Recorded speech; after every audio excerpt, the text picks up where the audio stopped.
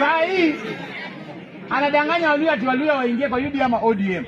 Mimi ningependa kuuliza, kama hatuku kuingia kwa ODM, mimi si kuingia kwa ODM.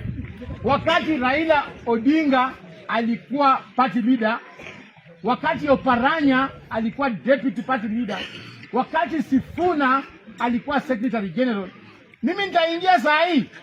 Wakati Oburu Odinga alikuwa party leader, mimi naweza pata Oburu Odinga. Wakati secretary general wao hajui kusema constitutional,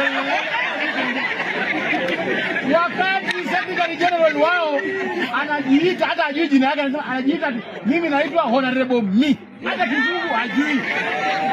ODM kwende isiende? Kama nikisema ODM unasema kwisha. ODM kwisha. ODM kwisha.